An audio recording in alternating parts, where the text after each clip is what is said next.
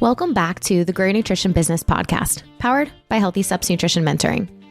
At HSN, our mission is to help 1 million people take control of their health one step at a time so they can prevent and reverse chronic disease. I know we can't do it alone, which is why we created HSN Mentoring, a turnkey solution to help gym owners and coaches build, launch, and grow nutrition coaching programs to truly provide the full package in a house of wellness inside of their gyms. My name is Nicole Aucoin, and I'm the founder of Healthy Steps Nutrition, home of CrossFit HSN and HSN Mentoring. In this podcast, you're going to learn how to take one step at a time to build a wildly successful, holistic, habit-based coaching program. In today's episode, we have Dr. Christina Migliara talking all about mindset, specifically understanding how to coach mindset and the skills that are involved. She talks about 5 skills. We talk about it not being a switch, more of a dial. Dr. Christina is an incredible asset. She is a gym owner, also a licensed mental health professional. Inside of her CrossFit gym, she has mental health services, nutrition, powered by Healthy Steps Nutrition, CrossFit. She has physical therapy. She truly has a house of wellness. She is a wealth of knowledge, practices what she preaches, and she is a true advocate for prioritizing mental health inside of your gym. Healthy Steps Nutrition and Dr. Christina Migliara partnered together to release the Mental Fit and Mindset course. This is a standalone course, the first ever course for CrossFit gym owners and coaches to help you understand how to prioritize mental health and mindset. So today we talk a little bit about the updates around that course, but also giving you some practical tips to prioritize mental health inside of your gym. Hope you enjoy this episode with Dr. Christina Migliara. We will get to it right after this message. The Gym Accelerator Summit is right around the corner. April 18th to the 20th, we will be hosting our annual live event all around empowering health inside of your gym. Imagine gathering together with gym owners and coaches from, around the world. We have people from Europe coming over who are all in the same boat, really combining nutrition, fitness, accountability, and mental health to deliver a professional health coaching program inside of their gym. We have some amazing speakers on business, nutrition coaching, health coaching, leadership, all different types of topics. It's going to be so much fun. This event is not only open to HSN mentoring clients, gym owners, and coaches, but any gym owner or coach looking to develop more skills in prioritizing health inside of your gym. We would love for you to join us. We are already over 50% sold out of tickets. You can click the link in the show notes and lock in your spot today. All right, let's get to this episode with Dr. Christina Migliara. Dr. Christina, welcome back to the podcast. One of my favorite places to be. You're becoming more and more familiar with this thing. I love it. Awesome. Well, we have done a lot of updates to the mental health and mindset course, the mental fit course. So excited to talk about some of those updates today. But before we dive into it, I thought it'd be really fun to talk a little bit more about mindset. It's such a buzzword. Biggest buzzword right now. A lot of people are building coaching programs around it, but what is mindset? So thanks to your team, by the way. I couldn't be doing this without an amazing team that you have. They've been so helpful, and it's been really fun to do together. But mindset is so much more than what we've been hearing. And the way we talk about it from a mental fit standpoint is looking at it as a skill and talking about it within 5 areas. So we talk about awareness, we talk about capacity, resilience, strength, and optimism. Sometimes mindset is a little bit easier for some people than others, right? Like you've got a positive mindset, or you look at things half full, half empty. It's not a switch. It's not just like a light switch that you can be like, all right, change your mindset. Now you're good to go. Why should we not think about it in that way when we're working with clients, for ourselves and for our clients, actually? Because again, when we're talking about skills, I think it's a little bit easier to understand, to get away from the switch mentality of just being on and off. And when we think about skills and skill building, we can see it more as a dial that we turn up and down. And so the more attention we give to skill building, the more we can dial in or tune in to those skills and harness those skills. And so we take the mindset and break it down into 5 areas, and we do specific interventions and exercises that help us to dial in or tune in to increase that skill. And there's lots of things that we do, things that we'll be talking about in this program and in the course that will help contribute to that. So you can think about a cup. I always talk about cups. People refer to filling the cup often. And that's just an easy visualization for a lot of people to get their minds around. And so you can just think about each one of those as a cup that you're going to be putting into and building, just like any skill. The more you practice it, the better you get at it. Let's just take a deep dive into the first one, awareness. Like, what is awareness? Why do we need to be thinking about it? And maybe what's an activity that we could do to become a little bit more aware? So awareness is the first step. And while these skills are not independent of each other, they have this synergy where they work well together. We do have a little bit of an order. We wouldn't want to just jump into trying to harness strength without being aware, right? So in most models and theories that you would speak to or have heard of, I'm sure that you've seen where awareness is the first step. So understanding what is going on, where you are at in your own mind, where you're at with your member or your client, where they are at, is going to be super important to understand how you're going to then map out a plan of action to take in order to build skills, in order to do anything, any kind of intervention or exercise. So we have to know where we are. We have to have an opportunity to come to terms with that. Not always something that makes us the happiest when we acknowledge it. So awareness, acknowledgement, understanding, but that is insight. And if we can think about awareness as information, the information gathering period, we can remove some of those bigger feelings we might have towards it because it may mean that we're not exactly where we want to be, and just think of it as what it is. And that then will give us the ability to map out or plan where we want to go from there.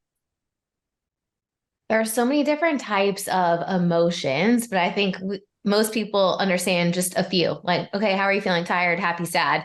There's not much variance for most people beyond like a few basic, but there's actually a lot of different types of emotions. I know Brene Brown in her book, Atlas of the Heart, takes a deep dive into some of those, and awareness could even just be realizing, how are we feeling and how's our body internalizing that? Is our heart racing? How's our stomach feeling? What exactly is going on so that we can kind of take control of our own thoughts?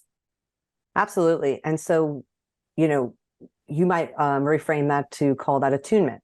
You're becoming more attuned to what your body is telling you, what your thoughts are thinking, and how your body is responding to that. And there's a physiological response to how we're thinking and feeling.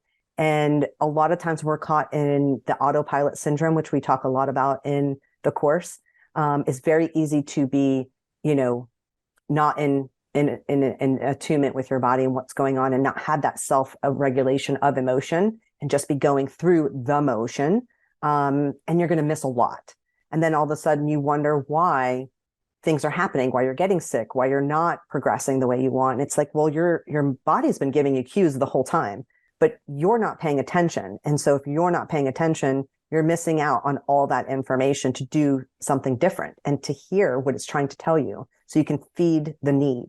And that's really what awareness starts to do. It starts to tap into the emotions and the behaviors and the thoughts and give us some more insight, learn how to sit with that and get comfortable with being uncomfortable sometimes. It might even be just being comfortable with a positive association, like even what we might say happy, or when someone gives you a compliment. I know lots of people who have a very hard time accepting compliments and being okay with that feeling of feeling really good and contributing something good. And so it's little things like that awareness can become really insightful and very helpful for the mentor or the coach or the therapist to really guide where we're going to go from there. What's interesting is sometimes when we get flustered or we're in a hurry or whatever, we say something or we respond in a way that we wouldn't normally respond. But if we were attuned and took a couple of deep breaths, we might respond in a better way and feel better. after we handle a certain situation. Um, what are some things, someone that maybe is on autopilot or just like going through the motions, what are some things, maybe an activity that they can do to just increase awareness? Yeah. So as challenging as it may be, it might be starting with just some small amounts of time for mindfulness practices. Maybe they take a few minutes to get outside and get some fresh air. We're really good about getting caught up in what we're doing. As you mentioned, that's exactly what autopilot does. So structured breaks, small breaks throughout the day is a great way to start. A quick 5 minutes here, 10 minutes here, go for a walk. We talk about how great it is that you can go for a walk after you eat, get some fresh air. So there's a multitude of benefits that come with that, not just from a nutritional standpoint, but even a mindset and mental health standpoint. And that will break up that autopilot. That will force you to kind of become a little bit more aware, because nature has a way of engaging our senses. And that's why it's so good for us to be outside in nature. And it can really force you to do some things that you don't normally do, which is to become a little bit more cognizant and aware of your surroundings. And then you're like, oh my God, the sun feels so good on my skin. The air smells, so fresh. I love the sound of the birds. I'm relaxed. And that's where we're going with that. So just a little bit goes a long way. I love it. I love that you brought up walking after meals, digestion. Also, there's so many benefits on the mental health side. I love it. We're heading into the holidays. The holidays tend to be a little bit tougher time for people's mental health. Why is that? Yeah, it's not always Hallmark, right? It's not a Hallmark movie all the time. So for many people, the holidays can stir up a lot. And I actually see a very big uptick in my practice around this time. And we're talking about specific things, which is really interesting. The topics that typically come up, it's around stuff like grief and loss. So this may be a holiday where you aren't getting to spend time with, or maybe you've had a recent loss and it's your first holiday without a particular person that's really special to you, a family member or friend. That can drop a lot of feelings. What is that going to look like? How's it going to feel without, so-and-so at the table with us? And getting ready mentally and preparing for that and all the emotions that come along with that loss. It's also, family can be difficult. You've got some people who get large groups of family members together, and that's overwhelming. Maybe you're hosting, maybe you're going to someone's house and there's, extended family members coming in, and there's always that one family member that's inappropriate or has no boundaries or can be very triggering for you, and how to navigate those challenging people that don't make you feel so comfortable.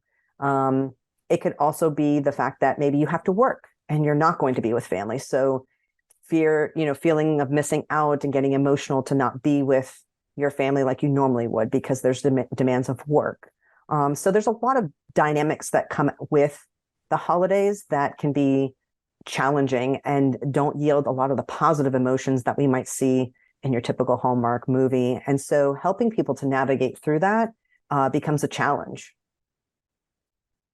What are some things that people can do? Say it is the first time that having a holiday without a family member, or they've got the big gathering coming up. What are some things that people can do, listeners, that they can kind of prepare themselves a little bit? Yeah. One of the things I always tell people is to set a boundary with time and have an exit plan. So knowing that, let's just say, for instance, you're going somewhere and you're unsure of how you're going to be feeling, it's okay to not stay the full amount of time. And so just to kind of tell yourself that I'm going to go, I'm going to stay as long as I can, or I'm going to stay an hour. And that's what I'm committing to. But if I do more, great. But minimally, I'll do an hour. And if I'm not feeling well, I'm going to politely excuse myself and leave and go home and give myself the time I need. So having that exit plan and having the time, down, and not feeling compelled to go against that boundary that you set for yourself, and feeling guilty or shameful for doing that, knowing you need that self-care because it is a difficult time, and honoring that is really important.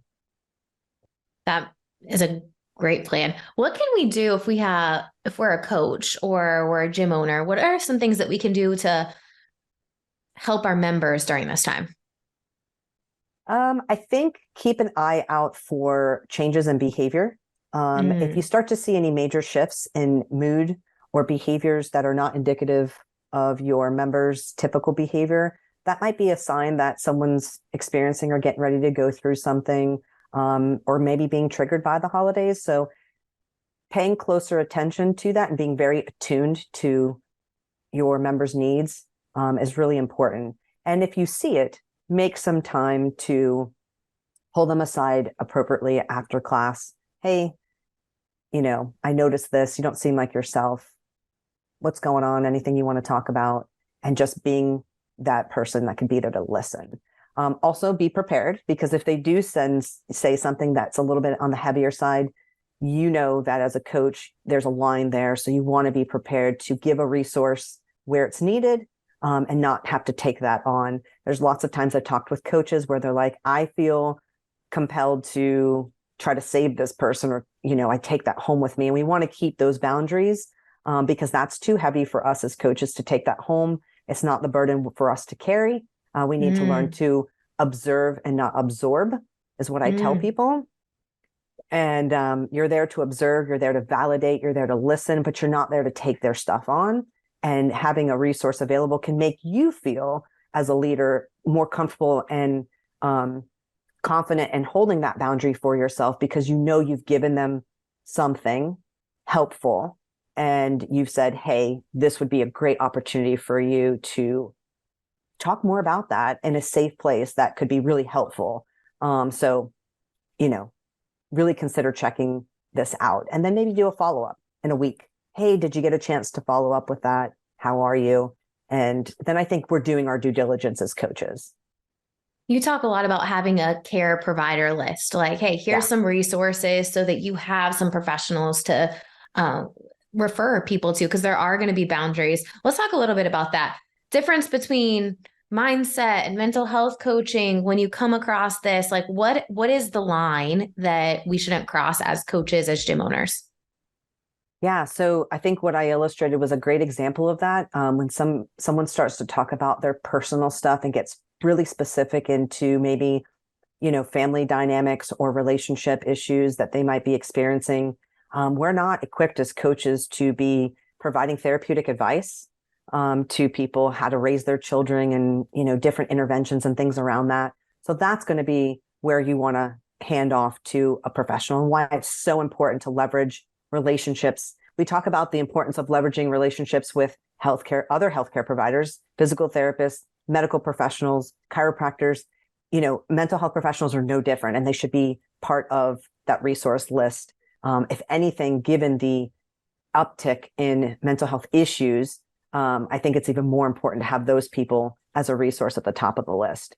And that might be a great time that I would give someone something. Mindset is going to be more around like some of the typical things we talk about. Hey, we're getting ready to do this workout. How's everybody feeling today? Where's your mind at? This is the intended stimulus. Here's where I'm looking to see you, attack this workout. Did you eat? Did you sleep?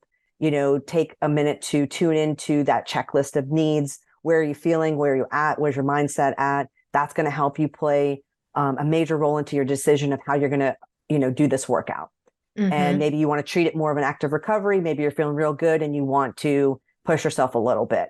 We're looking at that window of tolerance or that psychological capacity to then correlate with their physical capacity in terms of where they're at, currently in their athleticism.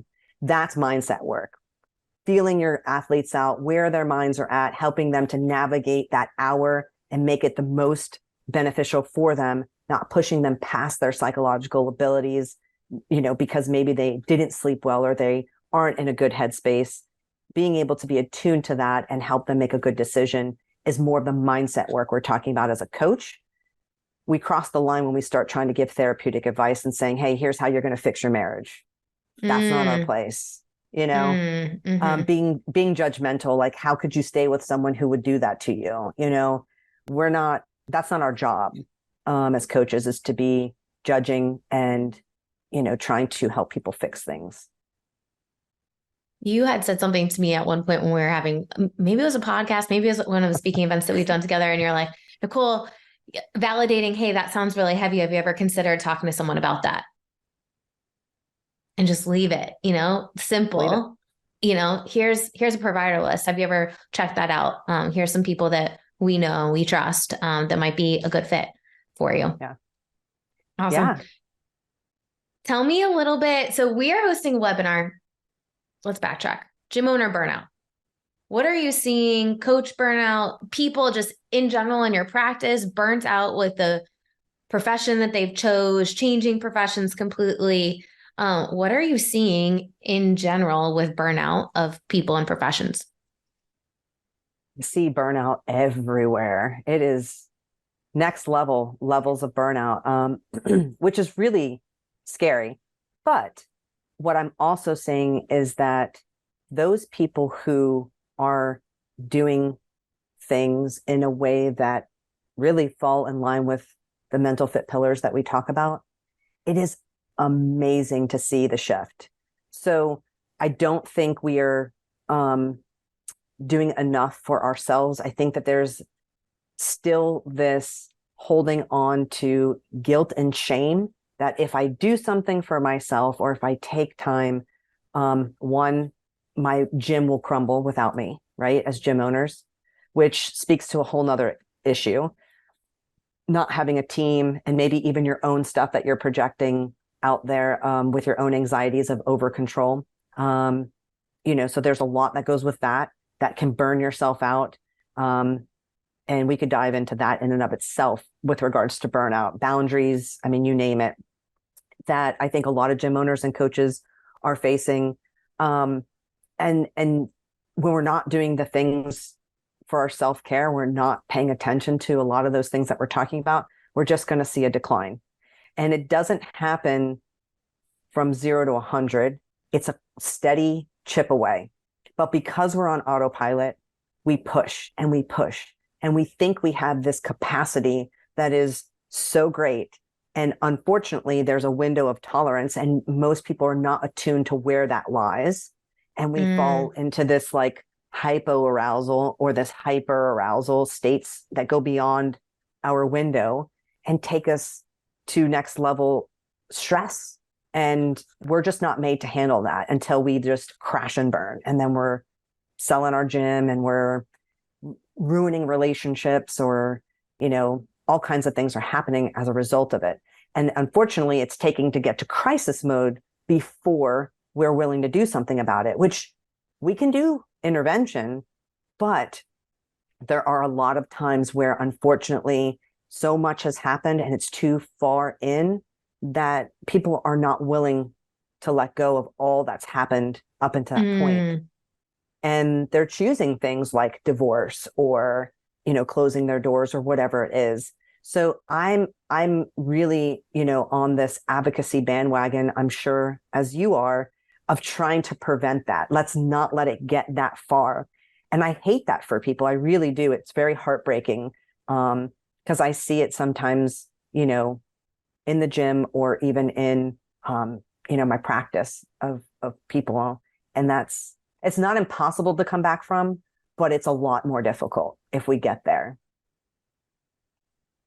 It's interesting you talk about capacity. And I think for every person, it's a little bit different with all the other stuff that you've got going on or you don't have going on. And I think it's easy with social media and even at events, like to compare yourself how's my gym doing compared to everyone else? Or, I'm not constantly feeling like I'm at the place that I want to be. And it can easily cause you to overcommit, overstrain, and then we're at this place of burnout. So I'm excited about this webinar. It is for anyone.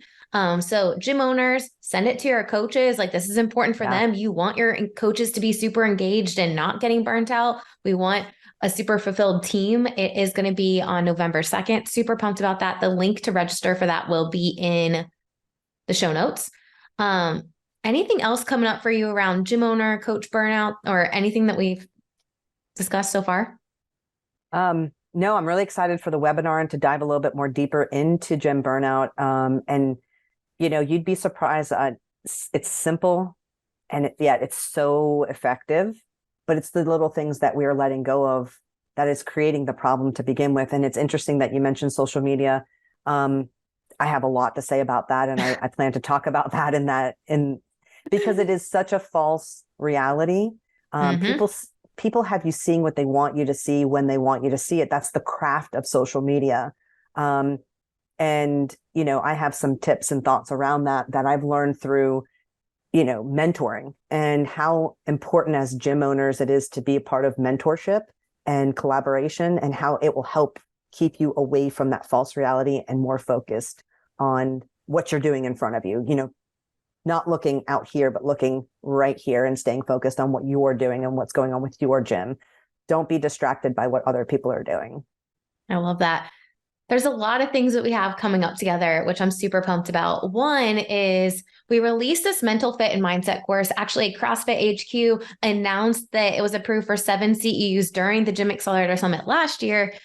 And we have made a few updates to the course, one specifically around our mutual clients. So people that are with HSN Mentoring that go through that mental fit and mindset course. One of the things that came up was, hey, I want to do a challenge. I want to do an individual coaching program with this in there. Can you build something in the app? So you came down to South Florida. We made a ton of app videos that are going to take the other pillars of the Healthy Steps Nutrition Framework, but also mental fit. So every single week, there's at least one mental fit video, which is going to be really cool. Super pumped about that. And even sleep and mental health and the other pillars of both of our frameworks, actually, we're tying it all in. So excited about 12-week program, 28-day challenge. Now, those programs built out in the Healthy Steps Nutrition app are just going to be for Healthy Steps Nutrition clients, but for people that are taking this course that are not a part of the HSN mentoring family, we also have created a workbook with activities and some extra resources for them. You just don't get access to the app and all of the tools and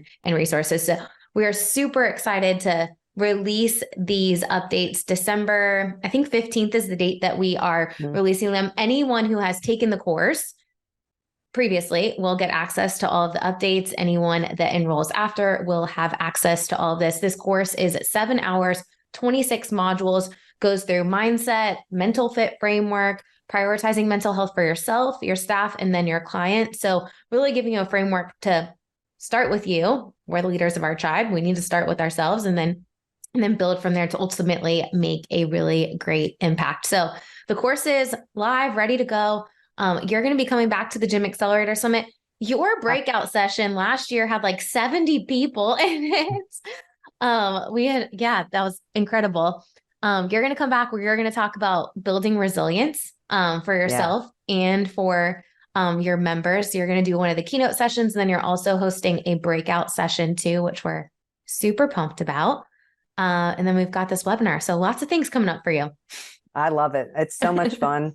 It has been a blast. So thank you for the opportunity as always. Yeah. Any final thoughts as we wrap up today? I think that, this has exactly been the missing piece for what people have needed. The feedback so far from people who have taken this has been, thank you. And thank you for talking about something that no one's been willing to really talk about, especially in this space, and bringing this to light. And I've been really nervous about it, but I know how important it is. And I love that. And it just shows how much of an opportunity, one, exists, and two, just where we're going with it. So, mental health is near and dear to my heart. And I love that we've been able to find something that has been helpful to take the gym experience, particularly what we've done with CrossFit, to the next level. This is something that no other industry has ever done in the fitness realm. And we're seeing how much of an impact it has made. And so I'm super excited for that to continue. And the goal is to keep spreading that good word and reducing stigma and taking mental health into the light and out of the shadows. So thank you for helping me do that. And I'm looking forward to it.